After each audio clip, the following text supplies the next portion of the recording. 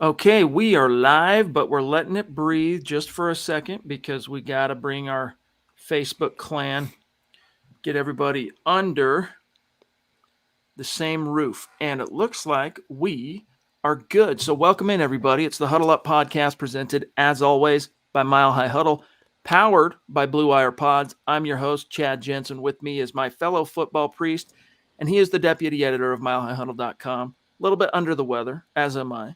Zack Kelberman. Zack, I know you've been battling a cold. I'm sure you've gotten your licks in on that sucker, and you will, emerge victorious. But, bro, the 3-0 train came to a careening halt. Yeah. I don't know. Maybe that's actually, contradictory, but it ended today, dog. Your gut reaction. Well, I think that's a nice way to put it. I think the train came off the tracks completely, Chad. This team was outcoached, outprepared, outplayed, and outclassed in every phase of the game, offense, defense, and specials. The only thing they did kind of right was run the ball with Melvin Gordon. Javonte had that impressive run, but the passing offense was terrible. Pat Shurmur went back to being Pat Shurmur. Vic went back to being the old Vic. There were special teams breakdowns. They were uninspired. They were non-creative. And I said this on, I believe it was Thursday's podcast. I said, for a team like Baltimore, because the season really started now, Chad. You can fill up on beating the Giants, the Jaguars, and the Jets, but the regular season for Denver started today. And I was worried that when you have the coaching discrepancy between John Harbaugh, who's one of the best in the business, always has his team ready to go, and Vic Fangio, who's still kind of a questionable asset on the sidelines. That was what I was worried about. Harbaugh had his team from the opening whistle ready to play, and they took it to Denver with more physicality, more ingenuity, and more passion to win this game. I thought this was a throwback to last year in so many facets between the player execution or lack thereof. I mean, Simmons was terrible. Drew Lock was bad. Teddy was bad. The offensive line was bad. Garrett Bowles was terrible. They really did nothing right in today's game. And I'm not going to, jump to conclusions. I see things in the comments like Cortland Sutton's washed. I wouldn't go that far. I know it's a tough loss, but this was kind of a wake-up call. It was never going to be a 17-0 season. It was more than likely never going to be a Super Bowl type season. The Broncos have a lot of work to do because when you pit them against a playoff caliber team like the Baltimore Ravens that can match their physicality, match their offensive output, and match their defensive tenacity, you saw what happened today. I thought it was unsurprising, but definitely deflating. The turning point to me, where you could palpably just feel the shift, right, was when Garrett Bowles got put on skates. What is that dude's name now? Tyus Bowser. The guy's an animal. Bowser. Goodness gracious me. Garrett Bowles looked like, he was at the Whirly Bird or something, right, on roller skates, having himself a freaking day. That's where things changed. They got the sack. Ravens came back a couple plays later. Boom, over the top, that kind of busted coverage. And people want to, in that particular situation, crucify Justin Simmons for that deep score to Brown. And, without knowing specifically the play calls, Zach, we can't know for sure exactly whose responsibility was busted there. But it looked to me, they were in a two-deep shell pre-snap. It looked like Justin Simmons, even though it appeared like he got turned around, he turned around and let him kind of funnel that way because he expected Kareem Jackson to be deep. And Kareem Jackson was deep-ish. So Kareem either completely underestimated the speed of Brown or just botched his assignment. But from there, Zach, it was the floodgates. I mean, it was the sack, then that was the floodgates, and the Ravens never really looked back. And, of course, Teddy gets his bell rung. And when Drew comes in by that point, and this is not me, Zach, trying to make excuses for Drew Lock because he didn't play well today by any stretch, but his guys, man, they were like eyes on the floor. No one was looking each other in the eye. There was no juice. There was no energy. Right. It's like they had decided after that deep ball to Brown that, oh, yeah, I guess everyone was right. Like, we're pretenders. I don't know. I'm trying to understand the psychology there. Well, first of all, how do you underestimate Brown's speed? That's the only thing he does well for the most part. It's like underestimating Tyreek Hill's speed. So when you operate with that mindset, you're going to get beat. Also, Simmons was constantly turned around like this. He had no idea what he was doing in coverage. And I've been saying this, I've been beating this drum for a while on Kareem Jackson. Great hitter, great guy in run support, great guy in the locker room. He is pretty bad in coverage. He's late career Darian Stewart, and he was a liability today. It says a lot that Caden Stearns, not Simmons and not Kareem Jackson, was far and away the Broncos' best safety. It also speaks to the unpreparedness that Vic Fangio had. Also, his timeout issues. Once again, he let time at the end of the first half roll off the clock. That drove me nuts, dude. He's still not learning, Chet. That's what happens when you're faced with a quality of opponent, when you pick on someone your own size. When you don't bully little kids, when you pick on an adult and the adult hits back. And you saw the coaching just getting so outclassed from John Harbaugh to Vic Fangio. The defensive breakdowns, the offensive ineptitude, Pat Shurmur, uninspiring play calling. I see that Locke's already getting the criticism for this loss. It's a team-wide blame game here. This is not just one player. This is the coaching staff. This is almost every single player that took the field today. It was a major letdown performance, and it should really shake up expectations for what the 2021 Broncos could be. Still a good team, still a potential playoff contender, but I think they crashed back down to earth quite forcibly this afternoon. Real quick, let's grab this from DH3. Appreciate you being with us. And then we're going to have to catch up quickly, Zach, on some super chats that are getting stacked up. Appreciate everybody's passion. We're all feeling the gut reaction tonight. We're going to start getting to those. One moment here. DH3, appreciate you. He says, before everyone goes in on Locke, you're lying to yourself. If you think the team you're lying to yourself. If you think the team continued to play well when Teddy went down, Locke's confidence was left behind in the summer, fellas. This ruined a QB. This is ruined. I'm not sure what he's saying. My brain hurts. Saying there at the end, but here's the thing. Locke didn't play well, Zach, but it was really the fourth quarter where Locke's complete kind of the sloppy throws. It started coming out. Like the third quarter, I think that if this team had still been zoned in and locked in, pun intended, they could have maybe bounced back and given it a fight. And Drew, look, I'll say one thing about Drew. I liked seeing him out there doing this stuff and like getting after people, but you wonder, Zach, how the efficacy of that when now you're the backup coming in trying to rally everybody and they're all going, oh, concussion on Teddy, he'll be back next week. This one's in the tank. Screw it. Let's go. I don't know. It just felt like a complete team collapse. It felt like that because it was. And, the Locke's first snap, he came in the game and he was sacked. It reminded me of the preseason, Chad, when the Broncos offensive line was constantly surrendering pressure and playing better for Teddy. Now, that's not to say they were playing well with Teddy. Teddy was inaccurate. He was not the quarterback we saw in the first 3 weeks. Do you know why? Because they didn't play the same level of opponent they were playing in the first 3 weeks. Also, Locke, I'm not going to take credit for it. James Lofton on the CBS broadcast made a good point. Locke has been running the scout team since the summer ended. For the first 4 weeks of the regular season, he's been the distinct backup. He's had no first-team reps. Like you mentioned, his confidence. You mentioned him being kicked out in the dirt as the number 2 guy. So you saw that on the back shoulder fade to Courtland Sutton. That's a throw that Teddy would make because he had the time to get that chemistry down with Courtland. Drew doesn't have that because he's been sitting on the bench, he's been rusty, he's been cold, and that's what you saw come out on the wash today. I'm not putting this on Locke. He didn't play well. The interception in the red zone toward the end of the game was unexcusable considering off his back foot, once again, the same type of Locke mechanical issues we've seen the first 3 years, but it's not one person. It's not even 5 or 10 or 15 people. It was almost the entire team and every single coach on the roster. It was a bad, with a capital B, performance from Denver today. Real quick, we'll grab this one from Joshua. Handle some matters of business. Dive right back into the chat. Appreciate that, super, my brother. He says, abandon the run. No play action with Teddy. He isn't Aaron Rodgers. Quit calling an offense like he is. Tom McMahon has to go. It's critical at this point. I mean, we've been saying that for a long time, right? This is a trope that unfortunately persists and keeps rearing its ugly head. Vic Fangio says, we are committed to improving our special teams. But here's the thing. 3-0. Now they're 3-1. It's not the end of the world. Right. All right. Vic Fangio, as much as some of us might want the Denver Broncos to, have a scapegoat, at least one head roll after this. It ain't going to happen. Vic, after all this, Zach isn't going to fire Tom McMahon after week 4. He's never going to fire him. I mean, it's every single week. It's the same story, and we all know how the story ends. The special teams hasn't collapsed, and the only thing they do well is kick field goals and occasionally boom big punts with Sam Martin. But he's not going to make any changes. Like you said, they're still 3-1. There's a lot of season left. Some of us, I know it was Bob Morris and I dying on this hill alone in the roundtable predictions. Some of us thought this wasn't going to be an easy game for Denver because it wasn't.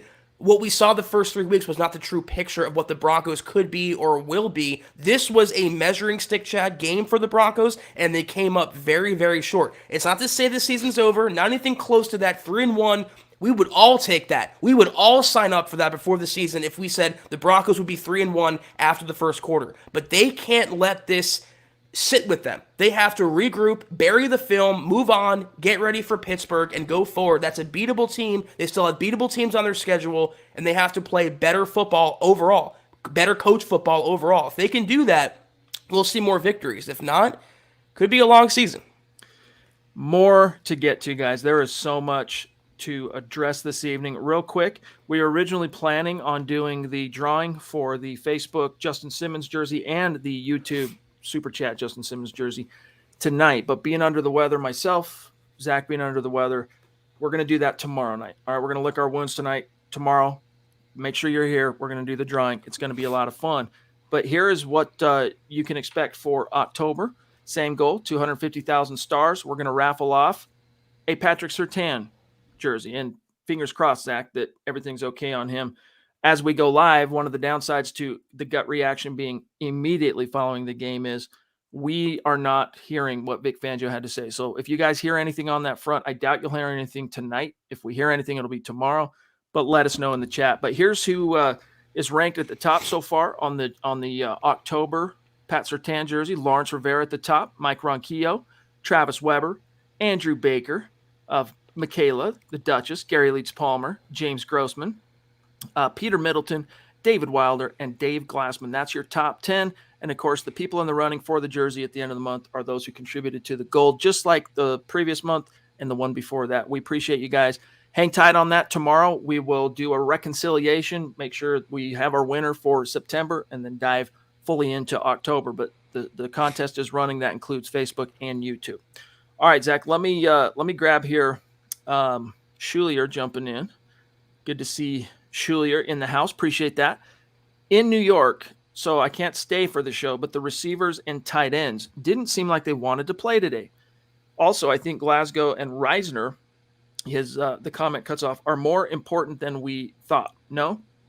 I don't know. To me, Zach, and this is upon first blush, right? I've only watched the game one time, and it was live on the television broadcast. I haven't watched the film. But it felt like to me most of the pressure was was from the tackles, specifically Garrett Bowles, dude. Like, you want to be careful. Again, it's so early in the season. I jump into conclusions, throwing absolutes out there, Zach. But Garrett Bowles, man, is not looking good in his 5th year after the Broncos paid him. He's nowhere near the sieve that he had been in terms of like constant vulnerability. You never know when the flag's coming. You never know when he's going to tackle someone or give up a sack. But he got one of those holding fouls today, gave up a lot of pressure and sack. I don't know what's going on with Bowles, Zach, but at what point does it become a DEFCON crisis? Well, that's what, like for BNS out there, for example, everyone trying to give Bowles his flowers. I was like, okay, let him play one season after last season and see if it's a trend or see if it's an outlier. And so far, it seems like it's veering toward outlier. I hope not, but he was pretty downright terrible today. Bobby Massey, too, for that matter. And Quinn Miners, he had a false start. He was a little shaky. They do miss their starting 5, but when you have that many injuries, Chad, both your starting guards, your starting quarterback goes down. You lose Deontay Spencer at receiver. I mean, it's tough to win with those circumstances, but I believe the edge pressure, the edge protection has to get better, or else it's not going to matter who's back there. Because Teddy, when he was in the game, people are acting like Locke played this entire game. Teddy played a chunk of it, and he was constantly under duress. His helmet was loose again. He was getting hit left and right. He was shaken up. That Baltimore defense was gunning for him, and the Broncos' offensive line did not hold up very well. So it's not going to matter who's back there. If Garrett Bowles goes back to playing like the pre-2020 Garrett Bowles, it's going to be a long, long season. Smith Corona, what's good? Longtime superstar saying uninspired football equals bad coaching. Locke is not a capable backup for this team and should be replaced. Our first real competition, and it couldn't have gone much worse. Yeah, it's really weird because on the surface, Zach, it would be really easy to pile on Drew because he didn't look great. But at the same time, you're not sure which path to kind of go down. This could be one of those scenarios, Zach, where more than one thing is true at once, and that is Drew wasn't good. His supporting cast wasn't good. In fact, the offensive line, terrible. The receivers, I concur with the previous super chat, just not zoned in. Like, I don't know what it was because it felt that way, Zach, before Teddy was officially ruled out, coming out of before halftime, right? I'm telling you, the turning point was that sack. Yeah. A couple plays later, the deep ball. And from there, it was like the Broncos skill position guys, with the exception of the running backs, although they didn't get perhaps as much work as you'd prefer because they were playing from behind. That was the turning point, and nobody really seemed like they wanted to win a football game today. But Smith Corona is spot on here. Uninspiring football, lack of passion, lack of tenacity comes from the coaching staff. And they took on the embodiment of what Vic Fangio is. He's a stoic coach. He stands there. He observes. He doesn't get fired up. He doesn't get in people's faces. And who, for that matter, on the Broncos roster is like that? They don't have a Derek Wolfe who's constantly, firing up the team. They don't have a quarterback in Teddy or Locke, for that matter, who's the rah-rah type that has respect of the locker room. So if they look to the coaching staff for their passion, they look to the coaching staff for their motivation, they're going to come up short in days like today when, I think you said it best, the Marquise Brown touchdown totally deflated the Broncos. They came out hot, Chad. They took the lead. They marched down the field. The defense was playing inspired. And that touchdown happened, and you felt the air get sucked out of the team. That's where you need the coach, though, to step in and repair that and keep from letting it spiral like it did. That's been my biggest concern with Vic Fangio. They take on his complexion, and his complexion is very passive. I like an active coach. I like a coach who's in people's faces, getting the team fired up. They don't have that, and it's unfortunate. Part of the problem, too, is they devised a respectable plan as far as containing Lamar Jackson's wheels, but in so doing, they neutered the pass rush. I mean, they could only really get to Lamar when they sent pressure. That's why Caden Stearns is the only guy that had sacks today. He had 2. God bless him. But if you can't get pressure, and maybe that was the goal, maybe they just said, hey, look, Vaughn, Malik on the edge, instead of turning it and trying to turn that corner and get to the queue, present a plausible threat of a pass rush, but really you're trying to contain. And it's like, I mean, I don't know exactly what the game plan is. No one does except for the men that were on the field today. But Zach, it was just ineffectual because Jackson was able to just sit back there and bong, bong. It took him a minute to get into a groove, but not that long. Chris Hernandez, bona fide MHH Mount Rushmore superstar. Every time, it's always on game day anyway, a symbolic super chat. $7 today. Thank you, bro. He says, outcoached and outplayed. Not as sad about the outcome as I am, though, about the injuries piling up. Zach, it's just one after another. I mean, again, it's like, how long can you withstand losing starters game in and game out? I mean, it's right. Almost become a comedy, and it's tragic. Nevertheless, I don't know what it is. Is it a tragedy or is it a comedy? But it's a comedy of injuries. Let's put it that way. Yeah, and I actually saw on Twitter people were starting to say, I wonder about the Broncos training staff. I wonder about the Broncos strength and conditioning regimen. Is it something to be blamed for with these rash of injuries? I think it's more than coincidental. And I know that a concussion is not due to training. It's a fluke type thing like Teddy had where it's part of the game, but when one player after another goes down, and most of those players have lower body injuries that are soft tissue injuries, you wonder what's going on there in Dove Valley. And you didn't get the flag because it was helmet-to-helmet contact on that Teddy hit that we're pretty sure is what rung his bell and gave him the concussion. Oh, grab Aaron real quick. First, though, Malachi jumped in with a couple of supers. No direct comment that I could see or question, but Malachi Smith, thank you for the support, my friend. Big A, little A, R-O-N, Lynch, in the house. Appreciate you, bro. He says, talent for days, coaching for minutes. Yes, indeed. Today, once again, you saw all the shortcomings and limitations of this coaching staff laid bare. Well, stack it up, Chad. It's easy to look good when you're compared to Robert Salah, a rookie head coach, Urban Meyer, who, by the way, his escapades last night at a bar, I'm not going to get into it. I thought he's become a new meme now. It's easy to look good compared to him. It's easy to look good compared to Joe Judge. But when you face a coach like John Harbaugh or Mike Tomlin next week, or even John Gruden the week after, the weeks to come, you start to get exposed because you can't lean on the talent. You have to win with your coaching.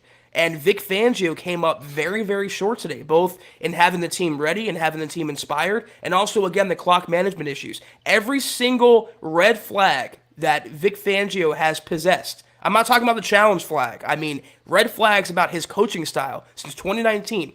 Most of them have been at bay for the first 4 weeks. They came roaring through today. And that's part of the reason why the Broncos look so bad. As Rello says here, hope to see a bounce back game next week.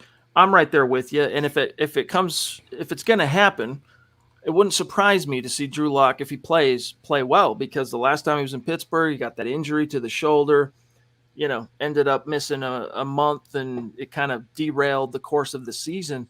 But in the case of Drew, if you end up, he's going to take starter snaps all week, because the soonest Teddy Bridgewater would even be able to practice if he's cleared from concussion protocol. We don't know the severity of this, which, by the way, rare moment where I'll share some personal information.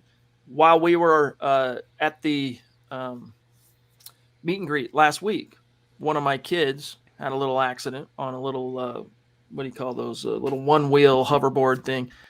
Wasn't wearing his helmet, bonked his head on the asphalt, concussion, all right? That concussion, he's now a week into suffering the injury. He's still experiencing minor symptoms, little things like you stand up too quick, you get dizzy, or if car rides, upsetting your tummy, or things still being bright. These little things, they come, they flare. That's just a kid, falling, hitting his head. Not to make light of it, but we're not talking about a 300-pound defensive lineman clocking you in the chin, right? Like it looked like happened with Teddy Bridgewater. We don't know the severity, Zach, of Teddy's concussion, is my point. Those symptoms may linger. And if they do linger, Drew Lock's starting next week. The soonest we would even know is going to be Friday. So let's see if a week of practice with the ones, as you mentioned, Zach, not running scout, actually running with the ones. You could tell they just were out of sync with Drew. They're not on the same page anymore, and you understand why. They've been grafted in with Teddy. Teddy's the starter. And there just wasn't enough juice from the supporting cast, in my opinion, to really help Drew lift off today.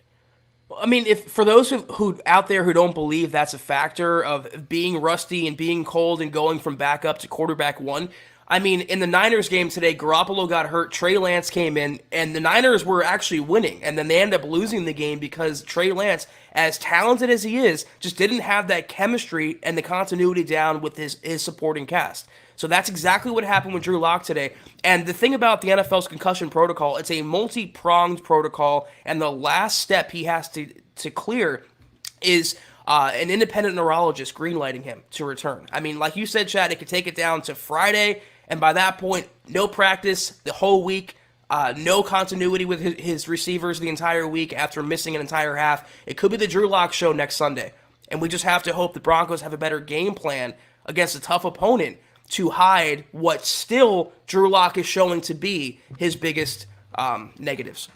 I mean, like you said, man, that pick at the end, I mean, what just a terrible way to punctuate a frustrating day at the office where you're coming in relief of a starter.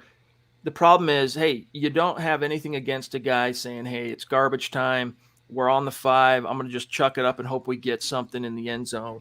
You got nothing to lose. But at the same time, Zach, the how is frustrating because a little bit of pressure, so he kind of drifts. Drew, when are you going to learn to step up instead of drift? Because when he drifts, that natural, I can win this with my arm thing off the back foot. There goes the accuracy. There goes the velocity. There goes everything you need to complete that pass. Picked off. Craig Patterson, thank you for the very generous super chat, my friend. He says, this whole team played like hot garbage. Come for the uninspired play, stay for the bad coaching. Yeah, this was Zach, a categorical team failure today. Everybody with just a small handful, you can count on one hand, exceptions. I mean, you want to see, points of bad coaching here. It wasn't the first time after the Marquise Brown touchdown that Simmons and or Kareem Jackson were matched one-on-one in coverage, and it happened multiple times. I saw Kareem at least 3 times get exposed in coverage. You have to ask yourself, if that's not his strong suit, why is he in coverage? Why would you pay cornerbacks, and why would you draft one only to put Kareem Jackson one-on-one, even if it's zone? So I saw those things happening, Chad. No adjustments. I agree with Merlot here. Surtain did get schooled. It wasn't a good game for Patrick Surtain, nor Kyle Fuller for that matter, who's been, I'm kind of disappointing a little bit. I had very high hopes.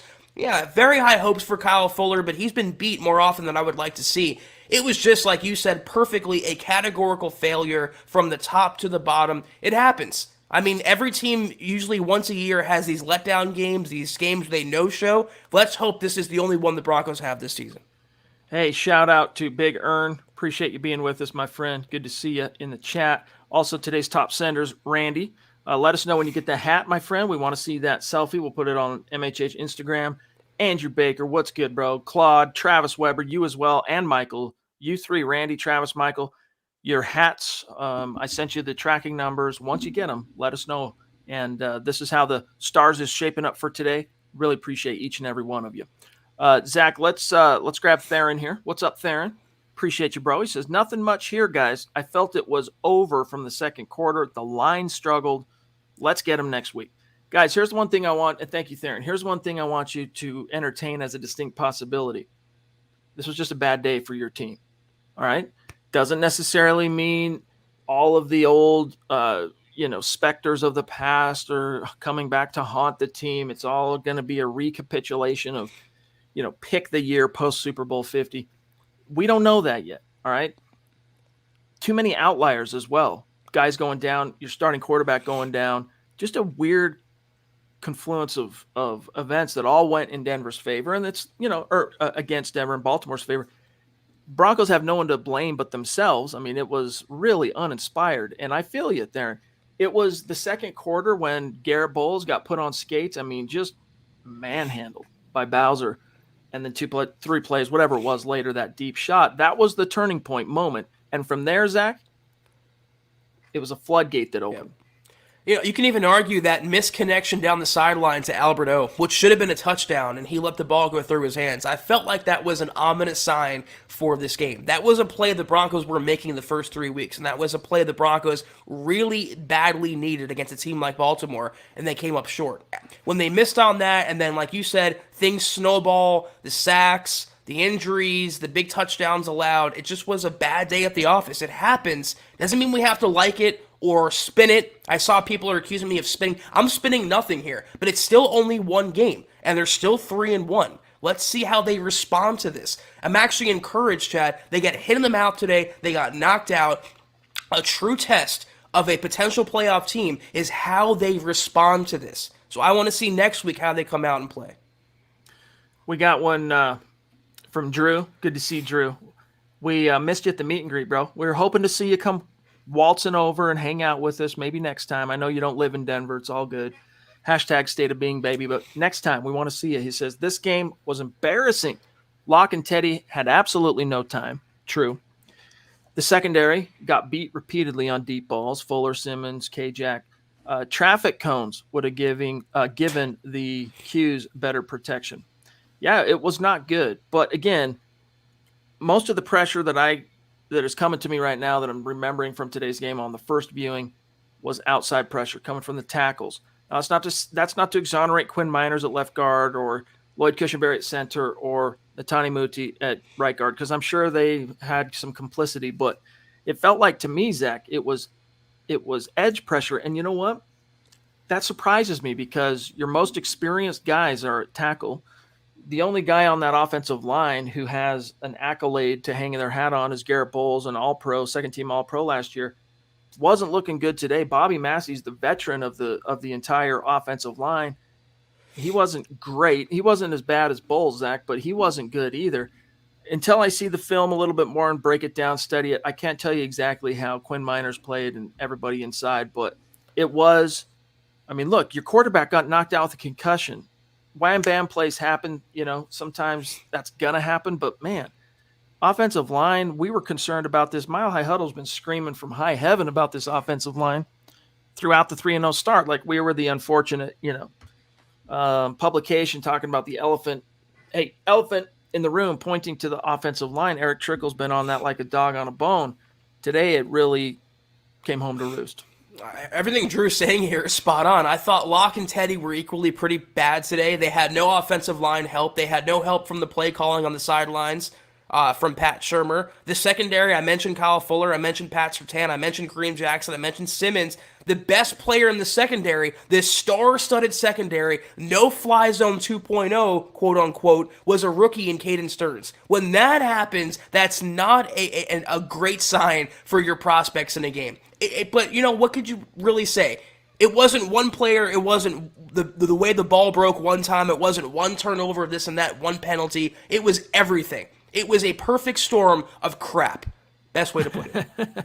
That reminds me almost of Trailer Park Boys with Mr. Leahy's constant utilization of the more coarse version of crap. Michael, thank you, bro. It's good to see you. And Greg Smith, appreciate you. Travis Weber, he says, of course, we always want to win, but learn from it and hope coaches can do their jobs to get this team to play. Pardon me. It's like, Zach, that the Broncos started like believing their own press clippings on the whole 3-0 thing. And at the same time, they were just those insecurities of, we're pretenders, or those ghosts that have haunted them post Super Bowl 50. They were just under the surface waiting for, the right kind of adversity to rear its head. And then boom, they come crashing back and consume this entire team. That's what it felt like, because I'm telling you guys, you're seeing wide receivers jogging back to the huddle, looking at the floor, looking at the dirt, looking at the grass. That's not good. You want chins held high. You want guys still playing focused, high energy, listening to the quarterback. And look, Drew was not good. I'll say that again. All right. But he did not get help today, guys. Let's be honest. It would help if maybe the offensive coordinator was not in the box. Maybe he'd be on the sideline and be able to talk and converse with his quarterbacks or with his players. Just something to get some energy going, something to flip the script. I understand it's tough losing your starting quarterback and already having all the injuries and going into halftime with a deficit. But when you play that uninspired, Chad, when it's that evident, when you're looking at the floor, when you're not running back, when you're doing nothing, we were there last week. I mean, it was a palpable difference in how the team played. I understand it's the Jets, but they were inspired. They were creative. Did they beat the Titans today? Yes. I mean, any given Sunday, right? It's true, but, it's just the way they played. It wasn't necessarily the opponent. It could have been the Jets or it could have been the Chiefs. It was the way they came out and the way they performed. They had a game plan. They had a point of attack, and they executed it. There was no execution today at all. At all. Real quick, let's grab Albert. Appreciate you, Albert. It was good seeing you today. Also in Broncos Book Club, we finished off, did our little book club, Elway, A Relentless Life. We're moving on to Slow Getting Up, a book by Nate Jackson, former Broncos tight end, that kind of details the final days of the Mike Shanahan regime.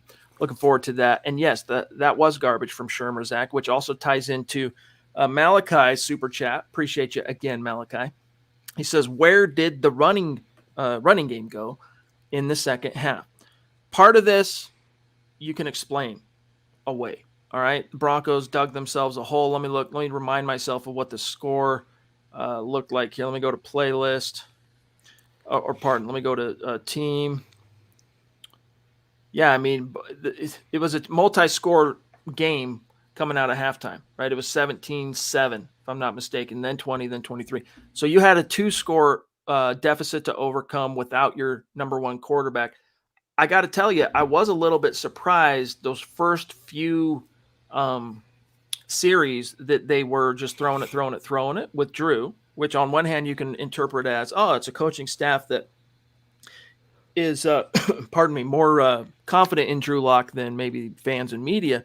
On the other, I should say, you can say, hey, man, why weren't you trying to balance things out? Help Drew by presenting a plausible threat that, guess what, on this snap, we might run Ravens instead of drop back. A running game, Chad, is the quarterback's best friend. And when you have a running back like Melvin Gordon, who is averaging what he finished with his yards per carry. Melvin, he went 9 for 56, so he was north of 5 yards per carry.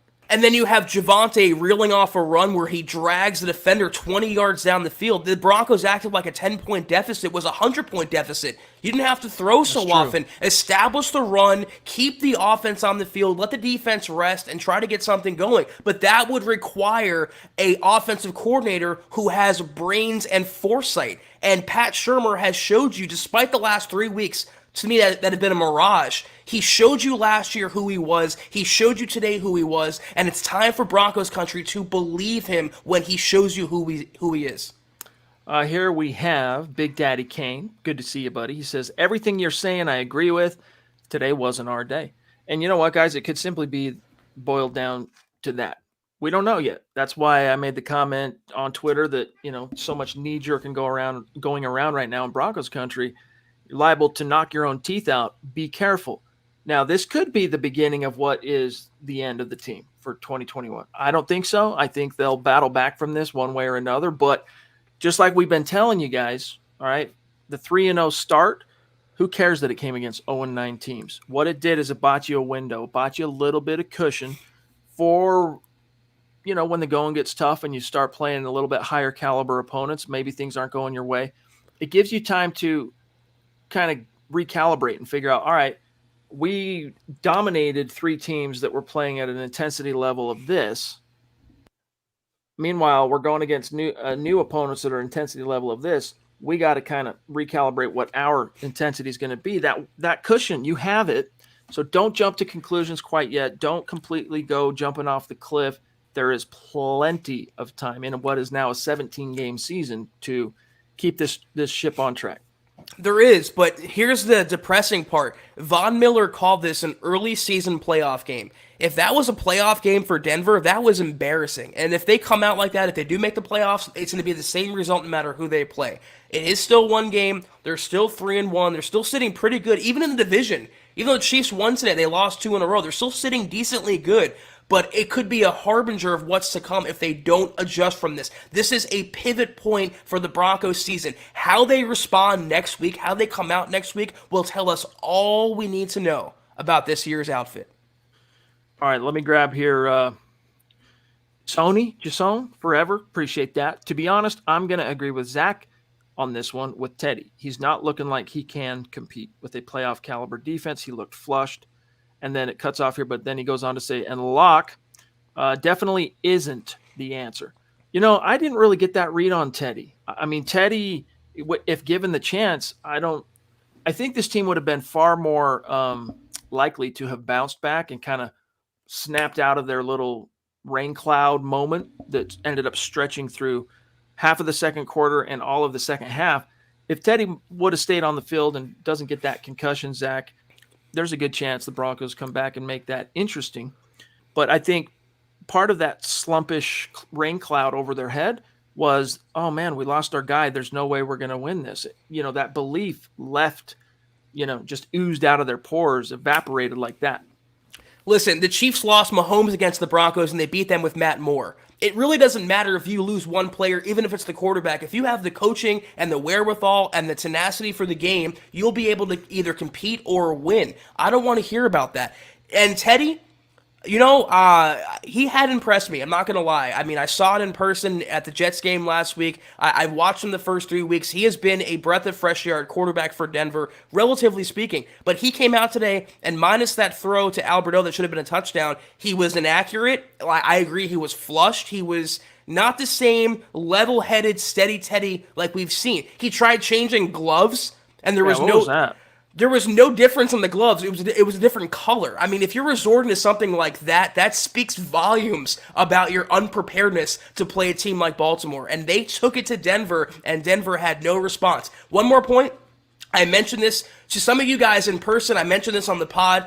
The Broncos have never been to the season to this point faced with a deficit. And I wondered, can this team, are they good enough with Teddy or any other quarterback when they go down 7, 10, 17 points? Can they come back? It's easy to beat a team like the Jets when you're constantly in a lead. But when you fall behind and the onus falls on you and the pressure comes at you, how do you respond to that? And they saw it today, and it shook out horribly.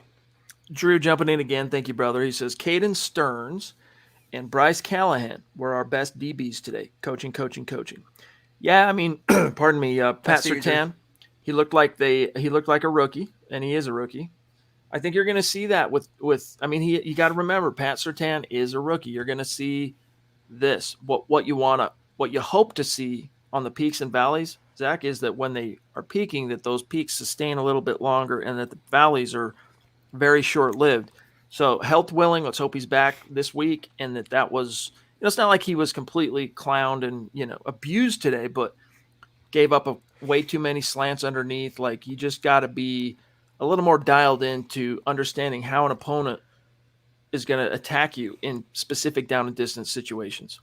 And the Ravens understood that. They have a coach in Greg Roman who could be a Broncos head coaching candidate next offseason. They had a coaching staff that had a game plan, and they had enough competency to identify the weaknesses in the Broncos defense and Pat Surtain, who to this point has looked like a Pro Bowler at cornerback. But they picked on him, and they knew what to do to expose his weaknesses, and they did just that, and they worked it and worked it and worked it. They knew the Broncos in coverage with Simmons and Kareem Jackson could yield a long pass, and sure enough, the Brown touchdown happened. That's what happens, Chad, when you have a good coaching staff that goes above and beyond, and that's also what happens to Denver when you face a good coaching staff, and Vic Fangio, Pat Shurmur, Tom McMahon have no answer and no level of competitiveness. J-Fig in the house. What's up, bro? Good to see you. He says, Pat Shurmur is terrible. Yeah, well, he did get thrown a pretty raw deal today in terms of, losing your cue like that. But yes, tactically, much to question, let's just say, about Pat's body of work today. Corey H. jumping in as well. Thank you, Corey. I'm going to flash this and then read it from YouTube because it cuts off here. Corey says, I know I'm a broken record, but this is who Teddy and Drew have been. Yes, if they get perfect protection, they look serviceable. They're not going to beat good teams. They're horrible. This is I love you, Corey, for real. But this is just your, and that's what the gut reaction is here for, guys. I mean, it's for you and us. All right, we're not immune to this. The gut reaction is to feel and live those emotions, whether it's triumph after a big win or disappointment after a loss. All right, we feel you on that. But just like we're trying to do, both as analysts and fans, is let's try and be as balanced as we possibly can. Your Broncos gave you a 3-0 start. Does that not earn them a little bit benefit of the doubt? I mean, just a little. I know the previous 5 years had been, we know, but just a little bit benefit of the doubt, especially on Teddy. I get if that's how you're going to feel about Drew, we understand it. That's, it feels like that's a body that's been buried and it's over. But it doesn't appear that it is because he's back in the starting lineup, Zach, just like that fan who told you he ran into him. You should tell that story. It's actually, I forgot about that. Yeah, someone reached out to me on Twitter. I'm sorry, I'm a little under the weather, so my brain's not at full capacity. I can't remember exactly who it was. I think it was Matt Pyle. Anyway, he ran into Drew Lock in Colorado, and Lock, this was before the season, right before the year started. In last month, and he goes, I will start games for the Broncos again. That's what Drew Lock said. And sure enough, his premonition could prove correct. It seems like, though, if that body was buried, Chad, he's walking dead now, Drew Lock. He's full zombified, and we're having to deal with the corpse of Drew Lock. And I agree with what I think it was Kenny Patterson in the side comment said.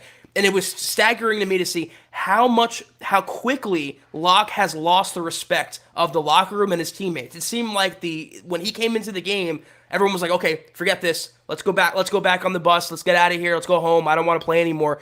That wasn't happening in preseason. In that Vikings game, Locke had the full pulse of the locker room. He had the full control of the offense. It was night and day today. So that's how it's going to be. That's how it's going to be. We have to just hope that. And I don't know how much we can hope with Pat Shurmur that he has to hide what Locke does bad. But Chad, real quick, we talk about the interception that Locke threw at the end of the game. It was 3rd and 1 from the 4, 3, whatever. The 5. Whatever. You call a low percentage fade to Sutton, which I hate. And that's how Locke threw it. He was pressured off his back foot, yeah, but it still goes back to the play calling. There is no creativity in this offense. None whatsoever. If we're impressed because Pat Shurmur schemed a way to get Tim Patrick open on a slant, as he did last week, that really speaks volumes to how minuscule our expectations are when it comes to Pat Shurmur and the Broncos offense. Devin Taylor, what's good, buddy? Thank you for the super chat. Welcome. We appreciate you. Connect with us on Twitter. He says, how did they leave folks so wide open? Yeah, there was a lot of wide open Ravens today. Speaking of zombies, Zach, we got the Zombinator jumping in. Appreciate you. He says, another week, another wide receiver down. Deontay Spencer, I mean, look, it's not like you celebrate anytime one of your players goes down, but in this case, if there is a silver lining to another receiver going down in the Queen here, apropos, it's that it was not Cortland Sutton and that it was not Tim Patrick. It was not Noah Fant. It was not Alberto, for what it's worth. Let me say something. I feel bad for Deontay, and I hope his health improves. I hope, what is it, concussion for Deontay? I'm not sure on that. I'm not positive. Well, whatever he has, I hope he gets better. But let me just say this. He has no business being out there as a receiver. He's a punt returner strictly. That's what he is, period. And this goes back once again to the Broncos trading Trinity Benson for a measly 5th round and 7th round draft pick, I believe it was. You had a burner. You had a guy making plays left and right. And now you're seeing what happens when you go through the season, the war of attrition. They lost Judy. They lost Hamler. They lost Deontay Spencer, and by the end of the game, Drew Lock, not Teddy Bridgewater, was throwing passes to Hall of Famer Kendall Hinton. I mean, it's a sad state of affairs when it reaches that level of the depth chart. J-Fig again, thanks, bro. Pookie is a beast. Melvin ran great. On to next week. And then David Wilder, also thank you for the stars, David. Good description of today's debacle, Zach. Yeah, I mean, guys, one thing to keep in mind here, all right, is this only goes to make you scratch your chin on Pat Shurmur's play calling decisions all the more. Melvin, he was averaging north of 5 yards per carry. Pookie was almost averaging 7. In fact, I'll just say 7. 7 carries, 48 yards. Now, yes, Zach, that 48 yards was very much helped by his 31-yard romp where he was, carrying dudes, but still, I mean, it's not like the Broncos running game was being completely shut down by the Ravens. And yet when Drew Lock enters the game, you don't try to, in fact, I'm going to pull this up real quick, Zach, real quick. I'm going to grab the next comment real quick for you to get started. Yep. And then I'm going to pull this up because if I'm not mistaken, he went pass. Hold on, I'll grab that. You grab Stu. I'm going to pull this up real quick. What am I reading right now? Stu Meat hopping in 99 super. Thank you, Stu Meat. Ring, ring around the rosy. Lean in, got me dozing. Wrap her body up in 2 cups. Keep her cozy. Fire, I'm blowing like King Koopa. Yoshi murder, she wrote me with a purple emoji. Go Broncos. Was that a seance? I don't know what I just said. Did I just bring out Bloody Mary? What is that? Yeah, I don't know what to say about that. Thank you, Stu, for that contribution. Stu, mate, you the man. Thank you. All right, so let me run this by you. All right, Drew Lock takes the field. 13 minutes, 21 seconds in the third quarter. It's a handoff to Melvin for 6 yards. You're in business. Then second down, Drew is sacked, -6. Third down. Drew completes to Noah for 11, moves the chains. You're like, all right, we got it cooking. New set of downs. It's a throw incomplete to Noah. It's a throw to Okwuegbunam for 11, moving the chains again. All right. Drew, another throw. He's sacked by Bowser. And then on 2nd and 18, another throw, but short pass to Gordon for a screen, 8 yards, and then another. So there was literally on that first series when Drew enters the game, they handed it off on first down, went for 6 yards, followed by 1, 2, 3, 4, 5, 6, 7 consecutive throws. Now, 2 of them were successful. You moved the chains on 2 of them. But do you not somewhat question that? I mean, a little bit. You got to go, come on now, Pat. It'd be one thing if the Ravens had completely stonewalled your rushing attack all day, but they hadn't. And they hadn't even on that possession. Melvin picked up 6 on first down. Like, you're in business. How about, I mean, I don't have the numbers in front of me, but Noah Fant made an impactful play. He had a touchdown to open the game. It didn't seem like he kind of faded away from the game plan toward in the second half. I don't understand why Pat Shurmur tends to do that. A player achieves success and he goes away from him. You have to wonder, though, even on 3rd and 1 toward the end of the game. I know it's seconds left. You're playing for pride. Run the ball. You know, save your young quarterback, save some embarrassment, preserve some pride by executing the one thing that you've done well consistently in this season so far through 4 games, which is running the freaking ball. When you have a player like Javonte Williams carrying defenders down the field, when you have a player like Melvin Gordon ripping off, 5 yards a carry, there's no excuse for it at all. It's just coaching incompetency, period. I didn't notice this. Sydney says, Courtland Sutton rolling his eyes after Locke throws. The best receiver on the team hates this dude. What are you thinking? I mean, I agree with you that heads were down. We've already opined on that. You know, kind of everyone looking at the grass, no one really with their chin up. Let's go. Maybe I missed it, Zach. Did you notice Courtland Sutton rolling his eyes at Drew Lock?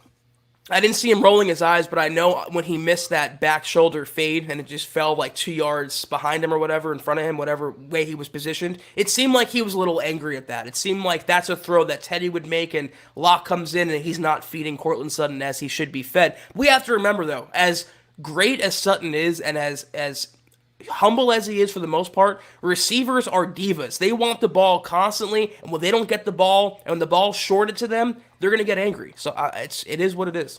I mean, look, the television broadcast did a good job on that specific play of pointing out that Sutton wasn't even looking for the ball. Why? Right. I don't know. I mean, some kind of miscue communication-wise, but you would think that the possibility on 3rd down of it being a back shoulder, especially in the kind of coverage he was getting there, why weren't you looking for it? And Drew, look, you could tell Drew was like, you know, he's gesticulating, telling him, get your head around, turn around, da-da-da, whatever.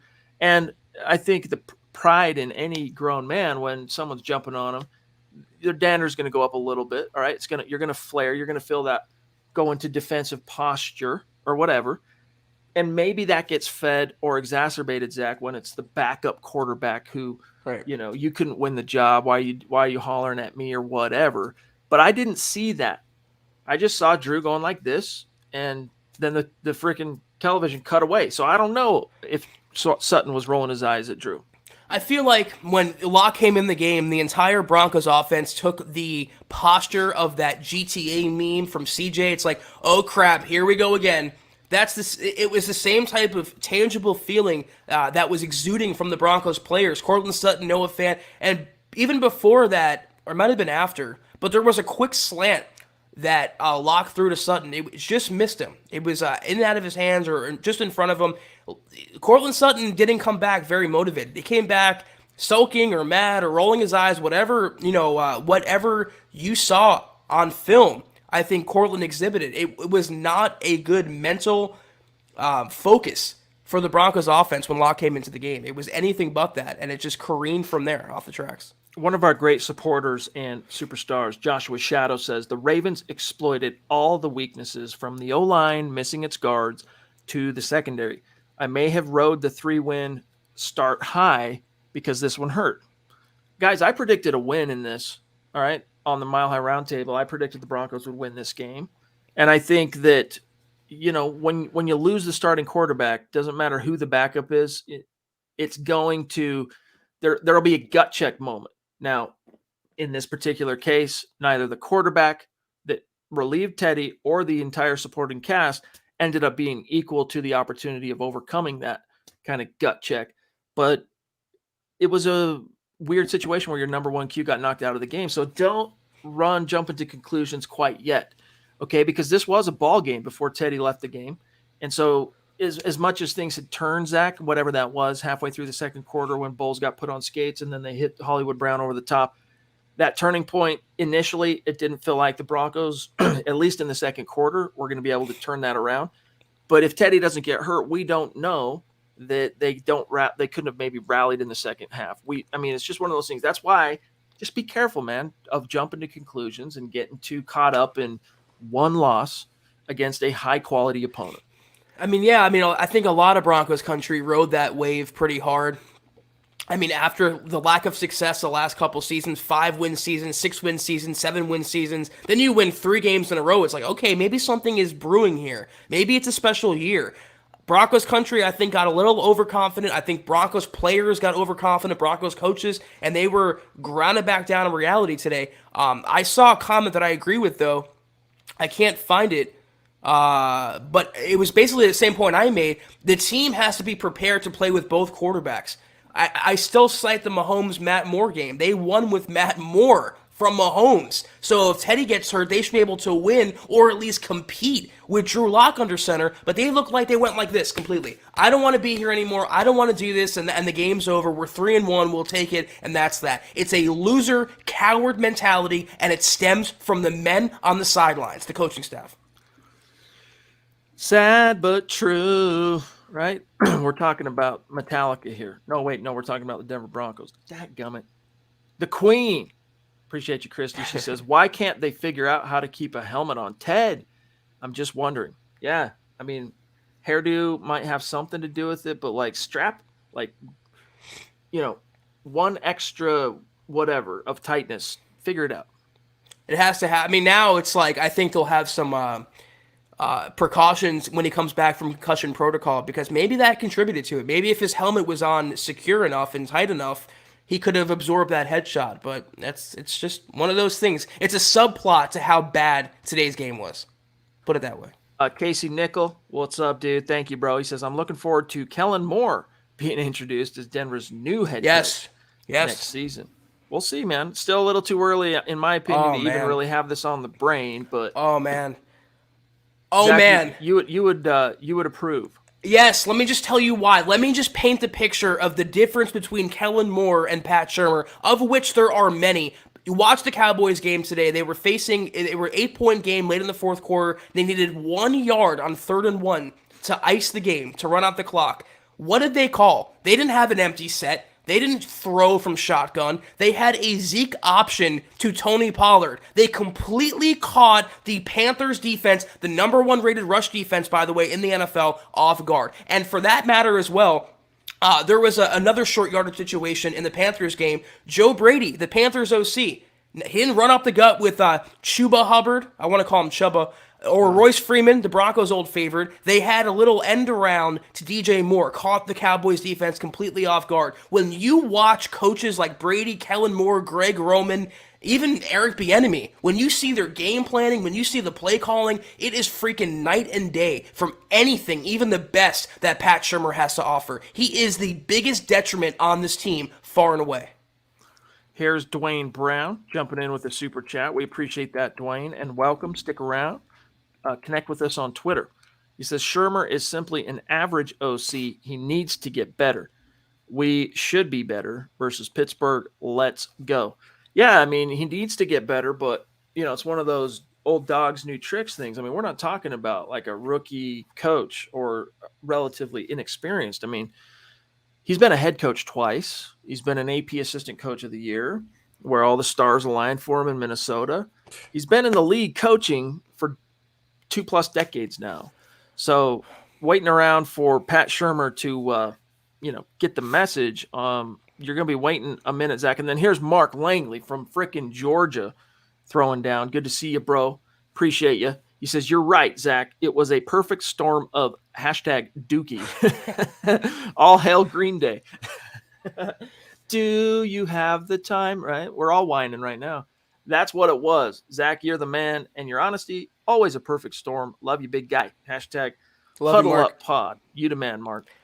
Thank you, Mark. I want to just highlight we're talking about Pat Shurmur and him being in the NFL for so long, Chad. You mentioned his accolades. I still think he won that because of that Case Keenum, miracle in Minneapolis or whatever. But I want to highlight something Christie said here. Shurmur's not getting better. He's been in the NFL a long time and has never been brilliant.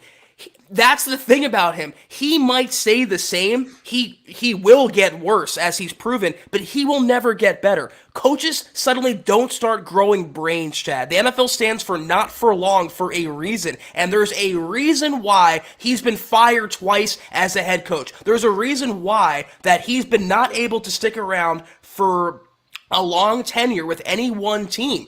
And I still go back to them firing the Broncos, Rich Scangarello, and hiring Pat Shurmur. I think that was one of the biggest blunders they have made in the last 5 years. Hey, I can't say it any better than that. We're about out of time, so we got to rapid fire these remaining superstars and the star supporters on Facebook, starting with Roy Fletcher. Thank you, Roy. He says, I know this was bad, but some positives here. We hold Lamar in check on the ground. Yeah, but at what cost? Held them to 24 points. With the time of possession they had. Our defense showed up. Our defense showed they were just drained.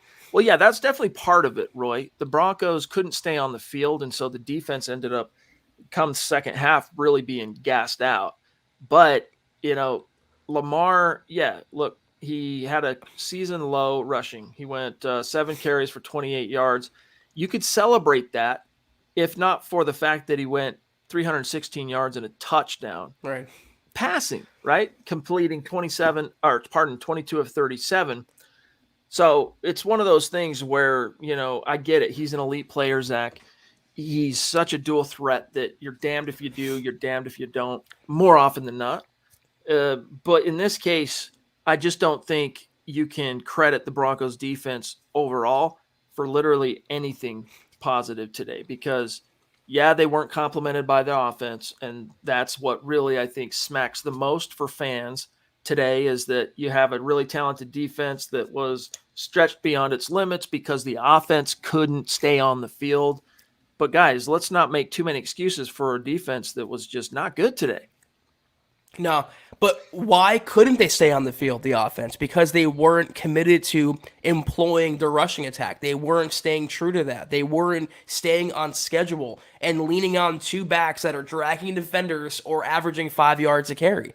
And you know what? You talk about Lamar Jackson. Yeah, they shut him down. They stacked the box. He also lost Alejandro Villanueva. You want to talk about injuries? That hurt his line play as well. They were starting Le'Veon freaking Bell, for crying out loud, at running back today. Imagine if they had J.K. Dobbins or Gus Edwards or Justice Hill.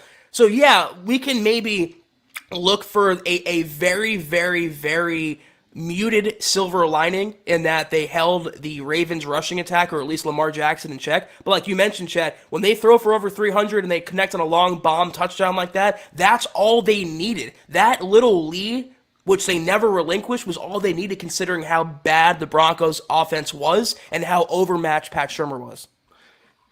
The Duchess, love you, Michaela. She says, we have issues. 1, the coaching was a joke. 2, the O-line was embarrassed. 3, we need a difference maker at quarterback. Guys, I submit to you still that Teddy Bridgewater can and is that difference maker. Remember, he was knocked out of the game. He only got 2 out of 4 quarters. And I still submit to you that I'll put it this way. On Drew, I'm not going to jump to any conclusions on is he a good enough backup for this team till I've seen him practice for the week, and let's see if he can come in and in relief, having played with the ones, or even if Teddy comes back next week. Like, this is also a wake-up call for the offense to be like the supporting cast to go, guys, there can't be such a palpable shift in our intensity and our energy and our execution as a group when the quarterback changes. Like, we need to remain consistent for both guys, for both Teddy and Drew, because it's the league. Disaster is going to strike. Injury is going to happen, and we have to be prepared for it. Between the years, they weren't today. The Broncos and Pat Shurmur, I'm figuring out, are the type of team where everything looks good when they're on script. But, what did Mike Tyson say? Everyone has a plan until they get punched in the mouth, and that's exactly what happened. They weren't punched in the mouth. They were roundhoused and uppercutted in the mouth today, and they had no response, nothing. They laid down and rolled over and died. because that's the metal, METTLE, of Pat Shurmur, Vic Fangio, the Broncos coaching staff, and the Broncos players today. I've been saying it. The Bridgewater injury was a demoralizing loss. Not having Reisner, not having Glasgow, not having 7 starters out there today. But when you come out and just give up, and it's evident in the second half, there's no excuse for that. They had to at least put up a fight, and they had nothing to offer. Zero. Speaking of metal, METAL, I mean, I think these coaches need to be more metal. Like, someone needs to slip a Slayer record into Vic Fangio's CD player in his car or something. Get this dude some energy. Get this dude, like, raging a little bit, because Never happened. Lake Placid, Vic Fangio, a.k.a. Lake Placid, come on, man. Show some freaking energy. Show some passion. Like, get fired up. Holler at somebody. Bring some cashews to the equation. All right, Zach, 1 or 2 more, and we got to go. Adam, thank you, bro. He says, our 2 backs averaging 6 and 7 yards per carry, yet they only had 7 carries each going into the fourth quarter. We hardly had the ball in the third quarter because we were taking sacks on first down. Yes, definitely something that needs to be addressed in terms of coaching, failing to put the players in the best position possible to succeed. And also, thank you, JM, for that super chat. Yeah, I think we might have skipped a couple of Christie's supers. I'm not sure. Let me go back. Let me go back and look. Let me take a couple. Let me take a comment here while you do that. Buck Lau. Oh, yep, we did. New name. Appreciate you, Buck, chiming in, and welcome if this is your first time. He goes, Fangio and Shurmur trying to get cute and throw the ball all day. Well, that's a Shurmur problem, because Fangio has given Shurmur complete autonomy and complete control of the offense. Pat Shurmur is the head coach of the offense because Vic Fangio is completely checked out. And that would work if the Broncos had a Kellen Moore as the OC. If they had a Greg Roman, I would be okay with that. But when your head coach of the offense is Pat freaking Shurmur, and your head coach is a guy who's checked out, and an old, grizzled, curmudgeon-y, passive defensive guy, it's oil and water for what the current NFL demands, and we're seeing that come out today. I'm glad she mentioned that, because we actually missed quite a few, not just from the Queen. Let's grab the Queens first. She had said, I'm just going to read them here because we're out of time. And thank you, Christy. She says, 1 loss, guys. Disappointing, yes, but let's just chill. Let them learn from this and hope for the best, and hope the coaches get their heads out of their, Thanks, guys. Yeah. Well said. Perfectly said. Yeah. We echo that. If there's any message that we would love to leave with you tonight, it's basically that. All right, guys. Hopefully that 3-0 start bought them some benefit of the doubt in the minds and hearts of Broncos country. All right. All right, Zach, here's a couple more real quick. We missed from Mark. He says, what's up, guys? I noticed the interior O-line is the weakest as of today's game. Doesn't matter what QB you have. If you don't have an O-line, it doesn't matter. Locke will start next week. Let's see what happens. Hashtag MHH. Love you guys. He could start, and he said at the podium after the game that he's going to prepare like he is the starter. That's cool. That's crucial. But let's hope that the supporting cast prepares as if he's going to be the starter too. Let's hope we see a healthy dose of Melvin Gordon, Javonte Williams, and Mike Boone against the Steelers. Because if they drop him back to pass 40 times in a game that could have negative game script for Denver if they fall behind, it is not going to be a pretty day for Drew Lock. And 2 losses in a row and 2 demoralizing losses, that's where you start to say to yourself at 3-2, maybe this is not going to be the season we thought, and it's the panic button is about to be pressed. Devin Taylor, appreciate you. He said earlier tonight that offensive line was trash today, and the defense left people wide the F open. Way more as far as complicity than just luck. We agree. Well said. Well said, Devin. Aaron Lynch, love you, bro. He says, also, losses happen. I've been around too long not to recognize that, but losses make good teams better for the following week. We kept Shurmur for luck. Then, no luck. Coaching staff might be treading water. What's your answer to that, Zach? Well, this is speculation, but they might have kept Shurmur with the intention of trading for someone like Teddy Bridgewater. That might have been their plan all along. I mean, I think when Drew Lock came into the game, Pat Shurmur said, oh, crap, here we go again. Just like Cortland Sutton did, just like Noah Fant, just like the Broncos offense did.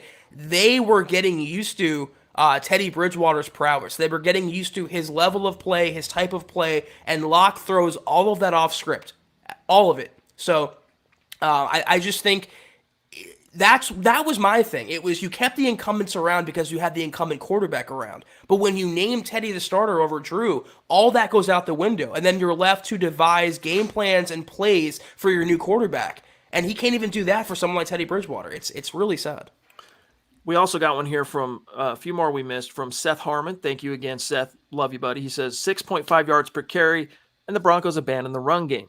I loved the defense keeping the offense in the game. They gave up big plays, but limited Lamar and the run game. I think, considering maybe I've been a little too hard on the defense. It is the gut reaction, but they kept this within striking distance till about, I don't know, halfway through the third quarter. And the offense just couldn't stay on the field. But guys, I can't give the defense too much credit for limiting Lamar Jackson to 28 yards when they gave up so many big plays through the air. Like we talked about earlier, it's hard to contain a quarterback like Lamar because you got to walk that razor's edge of figuring out how to pressure and contain all at once. It's not easy, but it felt like Zach on third down, they erred on the side of contain, and that allowed Lamar. Exactly. And when they pressured him, Chad, they got to him. I don't understand Vic Fangio's he has this aversion to blitzing. At times, it calls for it. Stop playing so much coverage. But in terms of the Ravens' passing attack, whatever Lamar wanted, he had. First of all, they still can't cover a tight end. I'm so sick of seeing Kareem Jackson on a tight end. Mark Andrews killed them the entire game, but he was connecting down the field, not just to Brown, but to James Proche, Devin Duvernay, every receiver, everyone he wanted, it was there for him. And that's a credit to Lamar Jackson and an indictment on the Broncos defense. Isaiah 11:27, good to see you, brother. He says, and thank you. He says the hit on Teddy was a penalty, but it doesn't change the fact that we couldn't move the ball at all today. Stay on the grind, Broncos country. #MHH. Yeah, if it was, upon further review, it was a helmet-to-helmet contact of the quarterback. It got missed. He got hurt. No one paid the price except for the Broncos. Zach, here's Najal Tav also jumping in. Thank you, brother. He says, brutal day, bros. I feel like any confidence the Broncos gained in the first 3 weeks dissipated today. It did feel that way. I don't see the offensive play like this challenging the other AFC West teams. I hate saying it, but thoughts of the last 5 years are creeping in. And then last thing here, Zach, from Shane Daniels saying, and thank you, Shane, bad coaching, uninspired play, and both QBs, mostly garbage. Sutton looked lost out there. He did, man. He really did. But what's your notion what do you tell Broncos fans who are really right now trying to resist falling back into the posture of here we go again? On one hand, I don't blame you because this is what happens when you have a journeyman quarterback, and this is what happens when you have a less than impressive coaching staff. So a lot of PTSD is kicking in from this loss, but it's still only one loss. And again, how they respond to this loss is going to tell us all we need to know, whether it's here we go again or whether it's a new day in Denver. What they do against Pittsburgh, how they come out next week, we'll know from the opening snap, Chad. We will read their intensity, we'll see what type of game plan they have, and we'll know how they come back from this. That's going to be the turning point here. But it's only one game, they're still 3-1, and the Broncos went from never winning in September to winning 3 games in a row. There's still some positive to take out of that as far as I'm concerned. All right, a few more. I'm going to rapid fire here. Rello saying, Locke on his practice prep this week. Quote, I'm going to go about it like I'm going to start this weekend in Pittsburgh. What's your reaction? Like we said earlier, bro, I hope that he does approach it like he's going to start. And more importantly, I think in this case, I hope the rest of the guys participate like, hey, Drew Lock's going to start because, man, those guys were just not on the same page. And I can't chalk it up purely, pardon me, to, the sudden shift and it's the backup coming in. Like there was just something more going on there. And then here's a super chat from Mark. Bowles forgot to flush the toilet today. That's how bad his stench was. But overall, he just had a bad game just like everybody else did. I hope Teddy is okay, but I like to see Locke get his mental game on for real. #my guys. Yeah, brother, for sure. Bowles, I'm just about ready to start panicking. But similar to everything else we talked about today, I'm holding off for now. He was the one mainstay all last season, and one of the mainstays to the point this season. And when the wheels fall off with Garrett Bowles, that's a telltale that it's just one of those, again, perfect storm of crap. Period. Casey Nickel, also Zach, for the love of God, can we get away from injuries? Also, I don't fault Locke at all. However, look for a thunderous game from him if he has to start next week. Hey, I'm going to look, dude. Trust me, I'm going to look. I hope I find it from Drew if he does start. The Robot of Doom. We've got zombies. We got robots. I mean, we're in a sci-fi right now. He says, this loss hurt even more because I watched the game at a bar and I had the cutest waitress and I was too shy and sad to... This is a guy that's TMI right now, bro. We're hearing about Robot of Doom's insecurities failing to hit on what he thought was a really cute waitress. But hey, dude, next time, bro. Urban, is that you? Dwayne Brown, Vic defensive game plan was horrible, and Shermer clearly doesn't like Drew, but we can bounce back. I mean, clearly, what do you mean, dude? He went throw. Like, that's how I interpreted that. Is like, Pat Shermer, I don't think really is a non-believer of Drew Lock, but at the same time, it's like, hey, dude, if you want to put him in the best position possible to succeed, present the plausible threat on a down-in, down-out basis that you might actually hand it off to a running back. I hate empty sets. I hate the shotgun, 3 and 4 receivers. When you have two good running backs, you utilize them. You run them into the ground, literally and figuratively. Otherwise, what's the point? But again, it all goes back to coaching. And those who've watched me for the last 3, 4, 5 years, coaching. It doesn't matter who it is. Doesn't matter the opponent, the year. It makes all the difference in the world. You saw it on Baltimore's side today. The coaching made the difference, and you saw the coaching on Denver's side make the difference in a bad way. All right, a few more. Guys, thank you so much for all the super chats tonight. You guys are crushing it. We really appreciate you.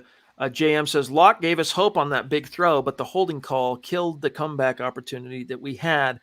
Locke played the play calling was trash.